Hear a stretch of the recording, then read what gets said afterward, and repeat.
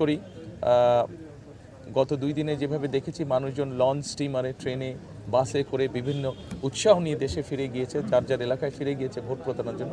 আমরা প্রত্যাশা করি যে সেই উৎসাহটার প্রতিফলন আজকে নিশ্চয়ই থাকবে বিভিন্ন জায়গায়। জামাত ইসলামের বেশ কয়েকজন এজেন্ট বা সদস্য তারা অস্ত্র নিয়ে ধরা পড়েছে, টাকা নিয়ে ধরা পড়েছে, এই বিষয়গুলো নির্বাচনকে আসলে অনেক জায়গায় প্রশ্নবিদ্ধ হয়ে আজকে সকালেও আমি কোনো একটা নিউজে দেখেছি, আজকে সকালেও বোধহয় ঘন্টা 2 আগেও এর একই ঘটনা ঘটেছে। ধন্যবাদ সাংবাদিক ভাইরা, ভালো থাকবেন সকলে। আসুন আমরা চেষ্টা করি।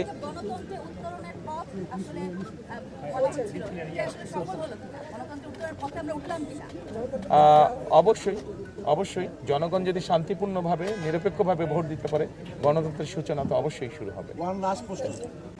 এখন পর্যন্ত যে জনগণের স্বতঃস্ফূর্ত আপনি বলছিলেন যে সারা দেখতে পাচ্ছেন, সেটা কি আকাঙ্ক্ষা পূরণ হচ্ছে কিনা? এটা বোধহয় too early to say, too early to make any comments. ধন্যবাদ, ভালো থাকবেন সবাই। আসসালামু আলাইকুম।